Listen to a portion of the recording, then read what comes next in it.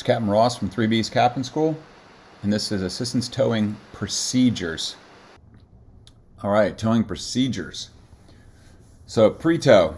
Remember, the good pre-towing preparations equals safe, efficient tows.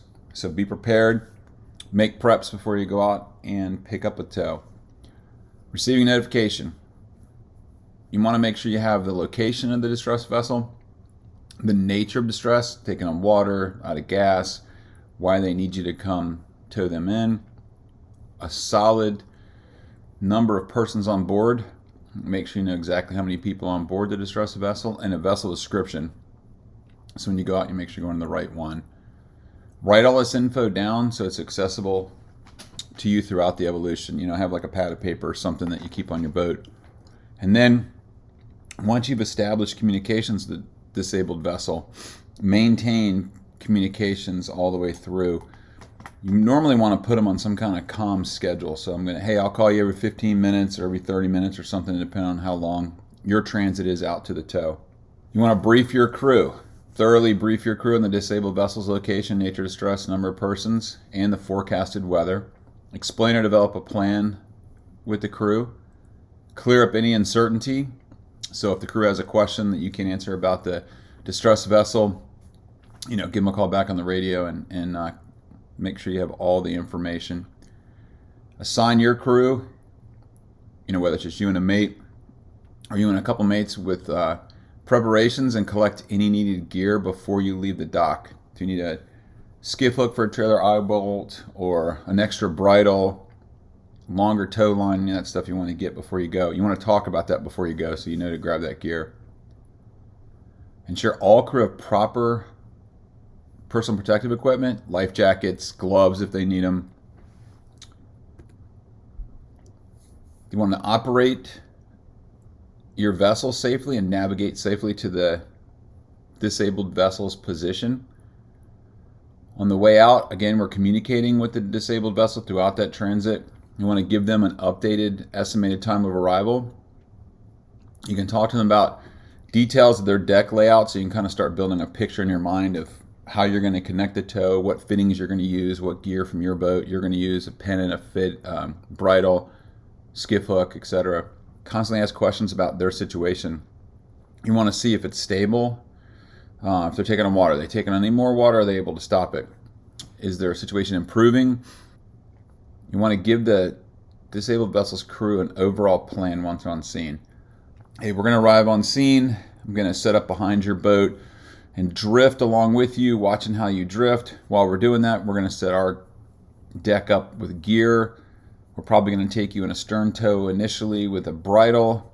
Before we pick you up in tow, I'm going to pass over a pump and a drogue in case we need to use it, those kind of things. You want to have that conversation before you get on scene.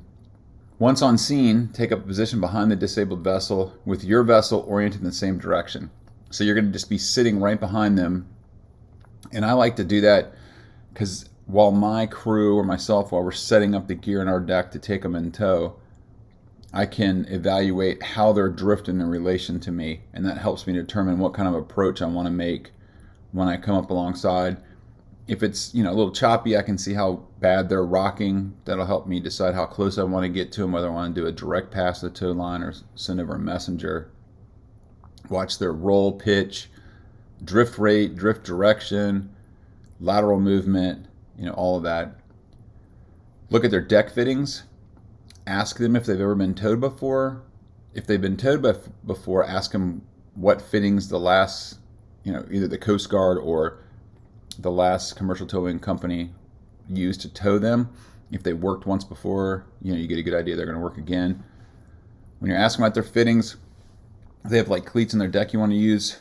Most of them are nowadays, but you want to make sure you ask if they're through bolted with a plate on the bottom of them, or how exactly they're affixed to the deck if they know. Confirm all passengers have on life jackets. This is critical. Check for any unusual conditions. Fishing gear hanging off the side, rigging hanging off the side. If it looks like their bow is sitting lower than it normally does, make sure not taking any water in the bow, or ask them why it's lower. Maybe they have extra weight up there. Decide now based on the weather, the condition of the disabled vessel, room on your boat, condition of the disabled vessel's crew, etc., whether you want to try to remove crew from their boat and put them on your boat, or whether you want to send someone from your boat over to help the disabled vessel's crew set up the tow line on their boat and then operate a pump or a drogue or something if need be. When you're considering whether to add or remove crew, remember that sometimes it's going to be pretty difficult for people to move back and forth between boats that are bouncing up and down in the ocean. Determine whether to transfer gear. So I recommend always, if there's any chance you're going to use the drogue or pump, that you or an extra radio, let's say, put that gear over before you take them in stern tow. You're probably going to, if you think you're going to need to use it, you're probably going to need to use it while you're stern towing them, and it's much easier to pass before you take them in tow than after you take them in tow. Pre-towing. Rig the tow line. Determine exactly how you're going to set it up. If you're going to use a pennant, a bridle, etc., send it over to the disabled vessel. Determine the approach. Decide which approach is best. Do you want to cross the T? You're going to drive perpendicular across the bow of their boat past tow line. Parallel, which you just come up right beside them. Works great if the weather's pretty calm, it's not very windy. You drive past them, back down on them a little bit, etc. Figure out which approach you want to use, how you want to approach them. Always make sure when you make the approach or decide what kind of approach that you know how you're going to escape if the boats start getting too close together. As far as how you escape, try to make it as simple as possible. Set yourself up so that if you need to quickly get away from the other boat with your boat, all you do is go forward on the throttles. That way you're not catching yourself the last second trying to back down or maneuver or pivot or something. You just drive forward. So set yourself up so you can escape quickly if you get too close. Make your approach, with the knowledge that you might have to change that approach as you drive up. Tell the disabled vessel's crew how you intend to approach, and tell your crew, and then make sure if you're going to abandon your initial approach and try something else, you let everybody know. So your on-scene assessment gives you some knowledge for how the current conditions are affecting both boats, so you kind of get an idea of which side you want to come up on and everything. That's why I like to sit behind them and assess the situation while my crew's setting up the deck. When you make your approach, you want to imagine there's like a danger zone around the disabled vessel.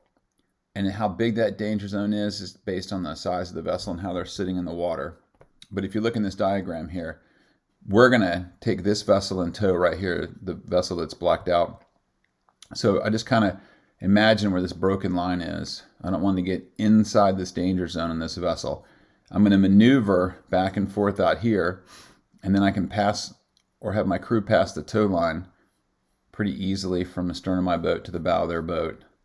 And as long as I'm not back here somewhere, I like to stay kind of forward. But if I'm here where my cursor's at, if I need to get away from the boat, if I started getting close in that danger zone, I just drive straight forward. So maneuver so the crew can maximize use of the best deck work area on the vessel for passing and working the tow rig. Focus on providing a stable platform for your crew to work on deck and keeping a safe distance from that disabled vessel. If the conditions are calm, make the approach at an angle that gives your crew the best opportunity to pass a tow rig. If it's rough conditions, make the approach into the prevailing wind and seas. That way, if you drive into the prevailing wind and seas, you kind of control the wind and seas. They're not pushing you around at their whim. If the wind and seas are different, so they're coming from different directions, sit there for a couple minutes and figure out which one has the most effect on your vessel and approach into that one. Station keeping. All right, you want to maintain position outside the danger zone, which we discussed earlier, and close enough for your crew to pass a tow rig.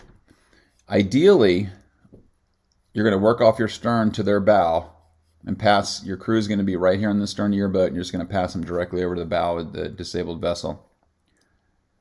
Remember to tell your crew to, if they're using a heaving line, to wait till you give them the command to pass the heaving line. And then basically they coil about 2/3 of it in one hand and 1/3 in the hand with the monkey's fist or the ball. And then make sure the area is clear. They need to give a good heads up so that the disabled vessel crew knows that heaving line's coming. The red ball doesn't hurt too bad, but you get hit with that monkey's fist and you can definitely feel it. So you want to give them a heads up and let them know it's coming over. And then you tell your crew, send the heaving line, pass the heaving line, send the tow line, command that you choose as long as they know what you mean. And then they need to say, sending the heaving line or throwing the heaving line, or I threw the heaving line, so that you know that it's been thrown. Connecting it. So now we're going to connect the tow rig, or we're not going to because we're on the towing boat. The disabled vessel crew is going to connect it to the attachment points that you discussed with them on the radio earlier, whether that's with the bridle, as you can see here, or you use a pennant or something. This diagram here too, again, like we said earlier in one of the earlier videos, when you use a bridle, you need to have a long bridle legs and a less than 30-degree angle right here. That makes the tow much safer. You want to ensure fairly by routing the pennant or tow line through a chalk or attaching it to a fitting as close to center line as possible. So if you look at my cursor here, if I'm using just the tow line here or a single pennant, I'm going to want to keep this, like this is probably a chalk here on the boat. The cursor's pointing right at it. I'm going to go right to that chalk and attach this to that bit right there on the center line of the boat. If I don't have a center line connection point, it's another reason to use a bridle. But you don't want to connect put one connection over here on the starboard side. It's just going to pull the boat to port the whole time. So you got to have it center line or use a bridle. So I can use a trailer eye bolt and a skiff hook, as we talked about earlier, to connect smaller boats instead of using the bridle or a pennant or the tow line. So when I do this, remember, I'm going to connect the tow line to the boat, have the disabled vessel crew to connect the tow line to the boat. Then we're going to wait for them to clear the bow. We don't want to have anyone on the bow when we put a turn on that tow bit and start taking tension on it. We want to give the disabled vessel crew time to clear the bow. Then our crew is going to put a working turn on the tow bit before the tow line takes up any strain. Should be pretty slack. They put a working turn, and a working turn just means enough turns on the tow bit that they can comfortably and safely control how quickly that tow line is paid out across that bit. So if it's one turn, that's fine. If it's 2 or 3 turns around the bit till they can get control. Slowly transition from that optimum position to a towing position where the boat's going to be directly behind you. And then remember, you're going to overcome inertia, which is a vessel's tendency to stay at rest, if it's at rest, by towing straight ahead before we try to turn on our course that we need to get back to safe haven. That course, when we go to turn, remember, a vessel, the moment of inertia is it's resisting to turn against a vertical axis. So tow it straight first, come up slowly and gradually, and then come up on your course that you want to make back into port. When you get the course back to port, then you can pay out line to the desired length. You always should go a little bit longer than you're thinking. A longer tow line, especially if you have a long transit offshore, long tow offshore, puts much less strain on the gear and makes a much better tow. Ensure the scope or the length of the tow line is enough to safely tow the disabled vessel to safe harbor. Remember, a long tow line reduces strain on deck fittings and acts like a shock absorber, which helps prevent shock loading. You want to maintain that tow line catenary or dip in the line throughout the entire tow. The best course to safe harbor is not always the shortest distance. A course that gives you the best ride for both vessels should be chosen. So sometimes you got to choose to make it a little bit longer time to tow for a better course to get you back into port. You might have to tack back in or adjust your course. Sometimes driving straight in isn't the best course. Make sure you and your crew maintain a tow watch at all times. Stay in consistent communication with the disabled vessel throughout the tow. Make sure someone is watching them at any point, or for any problems during any point in the tow.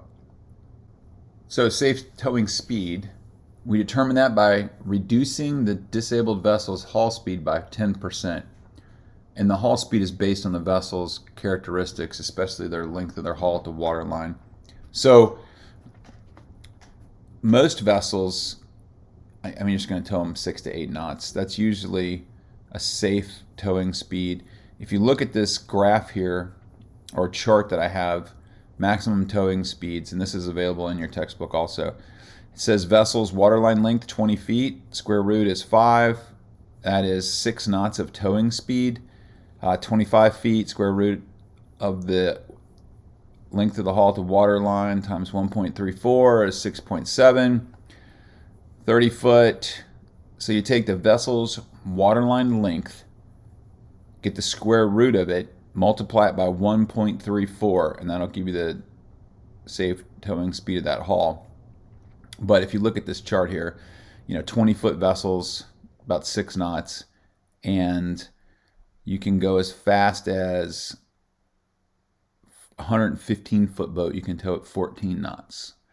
But it's all pretty slow. Most of the boats you tow are probably going to be between that 20 and 70 feet length maybe. So you're going to be between 6 and 10 knots.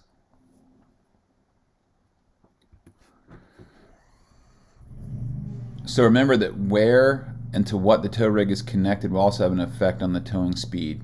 Example, small craft can be towed at a greater speed if its trailer eye bolt is used instead of a fitting on deck. Because if it's a fitting on deck, you're going to be kind of pulling that bow down into the water.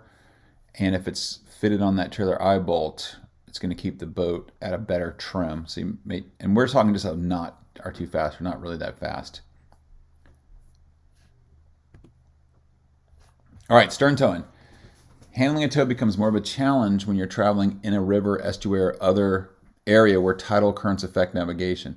So generally there are 4 conditions encountered while towing in current: a head current, a tail current, a cross current, or some kind of combination of the two. So you can see here in a head current, increased strain on the tow line. It might be harder to keep that catenary and keep that line nice and dipped and soft in the middle because you've got this current pushing against both you and the disabled vessel. Following current, you have to be towing a couple knots faster than the current to keep the towed vessel from gaining speed on you and gaining distance and keeping the tow line tight enough that you can kind of control the movements of the towed vessel. Then cross currents, you got to be careful because if you have too much tow line out, you're going to lose it away from the current, on the side away from the current. And then if you're passing a buoys or something, or you're turning, you really got to pay attention to that, where that tow is drifting and getting pushed by that current, so you don't end up running the disabled vessel into a buoy or rocks or another boat or something. So really pay attention to the current in the area of the body of water that you're towing them through. So now we've towed them from the ocean, we've gone inside of an inlet or the harbor, and we're in a much smaller confined space. We're going to need to shorten the tow and then most likely put them in side tow. So when we're approaching a safe harbor and we're going to put them in stern tow, we want to reduce speed. Then we want to pivot our vessel so that the towed vessel is off one of the quarters. You don't want to work the tow line or pull in slack right off your stern. If you get too much slack in the line, it's right there by your props, and if you go to engage the engines, you can get the tow line caught in your props pretty easily. So pivot so that the boat and the tow line is right off your port or starboard quarter. Make sure your crew knows which side you're going to pivot to. And then you back straight and you get closer to the boat and the line's off the quarter. And you don't have to worry about running it over. Once you get the line at the desired length, tell the crew that's as close as I want to get. Stop the momentum of your boat. Have them make the tow line off to the bit again. And then, or at least put a working turn so that you can come up a little bit, and then they can make the bit off if it's the desired length of tow line.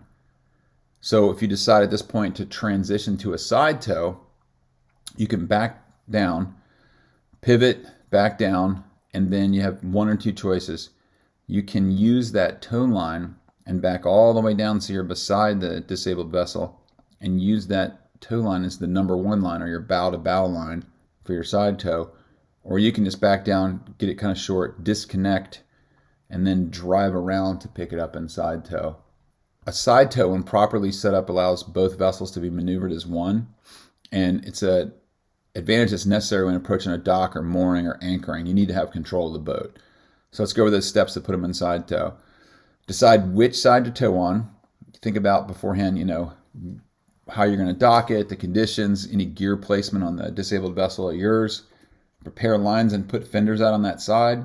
Brief them on your intentions and any necessary preparations they need to make. Make the approach like we just discussed by either shortening the tow line and using that as the number 1 line or the bow-to-bow line, or disconnecting and making a free approach where I'm just going to drive around and come alongside the disabled vessel. So if you drive around and come back on the disabled vessel, one of the best ways to connect it is to put a line over bow to bow for 1 line, and then your very next line, go forward on your vessel, aft on their vessel with a line, a side line. It looks like a spring line, and then you can go clutch ahead, and as you come up, that second line that you put on is going to act as a towing strap and pull that boat right up next to yours against your fenders.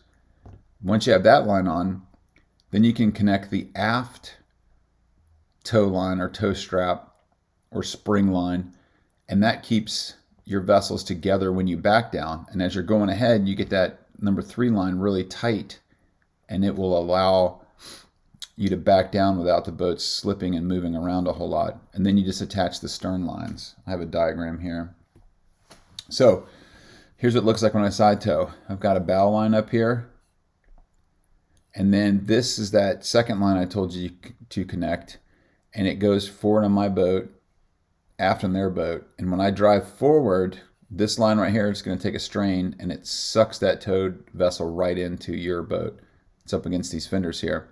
And then while I'm driving forward, I take a line and attach it forward on the disabled vessel, back to the towing vessel, and get that line really tight. And that allows me, the forward tow strap here where my cursor's at, allows me to tow forward and keep them together. And then when I want to back down, this towing aft or backing strap or aft towing strap or backing line keeps us together when we're backing down. And then I take a 4th line and go from my boat, and it's a good idea to put it across their stern and grab it from the other side to kind of help keep that stern nice and tight. So when I side tow, it's critical also that I make sure that the towing vessel has its stern far enough behind the towed vessel that all of our gear down here, our props, which would be under the deck here, and our rudders are clear of any interference from that towed vessel. If I have the towing vessel too far forward ahead, when I try to go ahead and maneuver, the towed vessel's gear is going to get in the way and disrupt my ability to maneuver. So you got to have the towing vessel well aft of the towed vessel. This note here I just put up just talks about tightening up these lines by driving forward and back. And as I drive forward, 3 will get some slack. Take the slack out of that, make it nice and tight. And as I back down, this forward towing strap or number 2 line will get slack, and I need to tighten that down. And then we talked about making sure that the towing vessel's stern is well behind the towed vessel stern. All right, so maneuvering with a side tow, you want to anticipate well ahead of time and decrease speed gradually. You want to always place the larger, stronger hulled vessel against the dock. So if I'm going to moor up and I have a 40-foot vessel I'm towing with, and I'm towing a 24-foot Sea Pro, I'm going to put my vessel to the dock and just walk them forward. If I'm in a 24-foot center console towing boat and I'm towing a 40-foot vessel, I'm going to put that 40-foot vessel on the dock. Make an approach into the wind and current if possible. Moor on the protected or leeward side of a dock or pier. Place a crew member in a good position as a lookout forward on the towed vessel as you approach. This extends your vision, for clearances and obstructions and everything. Rig fenders and mooring lines from the tow if it's going to be placed against the dock or mooring so that you can moor them up easily. The disabled vessel may use rudder control to assist in mooring if practical, but you'll have to talk to them about that. One quick thing about a tow that's sinking, and this is normally when you're in that stern tow. If you've got a vessel that you're towing in and all of a sudden they start sinking, you want to always have an idea of how much water you're in. If I'm in 500 feet of water I'm going to cut this tow line so that I don't pull the back of my boat down or sink my boat with the disabled vessel sinking. If I'm in 20 foot of water, 30 foot of water, I can probably slip the tow line right off the end of the reel, tie a fender off, and let it go off the back of the boat, and that way I kind of mark where the disabled vessel sunk at. But make that decision pretty quickly. And if you're going to cut the tow line, usually it's under some tension. You just reach a knife right behind the tow bit, saw it in a little bit, and it'll cut loose. Note the vessel's position and make sure you get on the radio and request assistance. You want to let everybody know that vessel just sunk. You also want to rescue anybody that was still on board. Hopefully they've kept their life jackets on the entire time like they're supposed to and are free and clear, but you need to slip that tow line or cut it and get back there and get those people out of the water as quick as possible. This concludes assistance towing procedures. Please check our YouTube channel for other videos on operator of uninspected passenger vessels, masters upgrade to 100 ton, and other assistance towing videos.